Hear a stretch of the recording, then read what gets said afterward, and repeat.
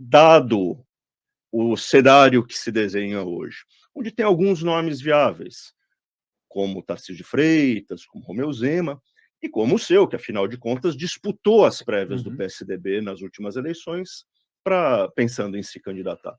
Como é que o senhor enxerga este cenário, que tem o PT de um lado e alguns nomes possíveis, viáveis do outro, e como é que o senhor se posiciona aí para chegar a 2026 como um nome relevante, se não o candidato, mas pelo menos um nome relevante que vai Eu sei, influir? eu sei que assim que a gente passa e encerra uma eleição, já se começa a especular a Pois é. próxima, na verdade.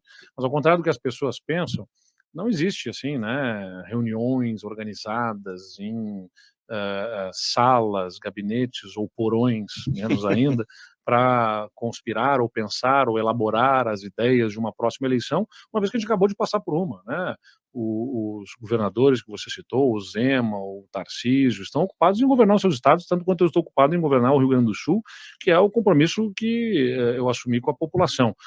Vai chegar o momento que a gente vai começar a efetivamente colocar, a entender como é que o cenário político está sendo construído, porque a gente sabe também, a eleição nacional, ela se relaciona muito com as condições econômicas, né, que geram a percepção de bem-estar ou de mal-estar da população em relação à sua vida e às perspectivas do país. Então, tudo isso ainda é muito incerto e que vão ser determinantes sobre o humor que o eleitor vai ter sobre o presidente Lula, e aí a questão da elegibilidade ou não do ex-presidente Bolsonaro, tudo isso vai criar o ambiente que ali na frente vai nos fazer entender, olha, Pela o sua melhor experiência caminho. política, quando mais ou menos essa imagem começa A a se rigor, formar? ela começa a se formar depois das eleições municipais, vamos dizer assim, lá para o início de 2025, a gente consegue mais ou menos entender que rumos que a economia está tomando, enfim, e começa ali a se desenhar.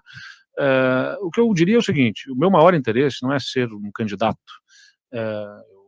Quando eu saí da prefeitura de Pelotas e não concorri à reeleição, quando eu fui prefeito de Pelotas, não concorri à reeleição, ajudei a eleger minha sucessora. Eu saí, fui morar nos Estados Unidos, fazendo um curso de gestão pública na Universidade de Colômbia. Quando eu voltei dos Estados Unidos, em 2017, eu me instalei em São Paulo, fazendo um mestrado em gestão pública na FGV, eu não estava planejando uma candidatura a governador.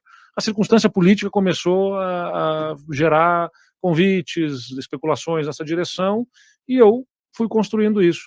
Eu não tenho nenhum desespero por ocupar cargos políticos, a prova disso é exatamente essa, não concorri à reeleição como prefeito, fui até morar fora do país, não fui ser secretário, isso ou aquilo, uma posição para ter um salário nisso, naquilo, eu fui cuidar da minha própria formação, né, ter um outro momento de vida.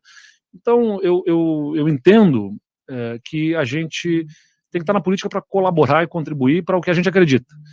E isso significa, eventualmente, num processo eleitoral, reconhecer, por mais que sejam legítimas as aspirações que cada um tenha, né, certamente muitos jornalistas de veículos do interior estão pensando um dia estar aqui no Antagonista, fazendo, né, trabalhando aqui, apresentando ou participando de debates ou num outro veículo de comunicação. É legítima essa aspiração. Só que na política não é sobre atender a sua aspiração, é sobre atender um propósito para o interesse público, para o interesse comum. E isso significa eventualmente reconhecer, puxa, o circunstância eleitoral não está pedindo uma candidatura desse perfil, está pedindo um outro perfil que melhor pode representar as ideias que a gente defende, e você tem que saber dar espaço para isso. Foi no caso que eu, no PSDB, na disputa nas prévias com o ex-governador Dória, dizia a ele, inclusive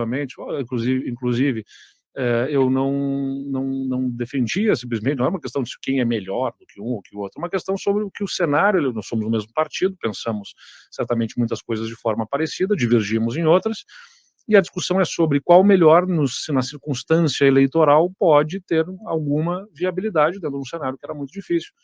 E é isso que eu vou buscar ajudar a construir para 2026. O que eu mais quero, como cidadão, antes de como político, como presidente de partido, é que o país possa encerrar o capítulo desta polarização. Pode até abrir outra, porque polarização faz parte da política, mas não essa nessa discussão sobre Lula e Bolsonaro, especialmente, porque esta coisa messiânica, né, de que um salvador da pátria, um messias que responde, que resolve os problemas do país, como um pai, né, para uma família, não é isso, é sobre ter liderança que mobilize, que motive a sociedade, o povo sendo também solução dos problemas. É isso que eu sonho para o país. Então a gente tem que encerrar esse capítulo e abrir um novo capítulo na política brasileira, num outro contexto eleitoral.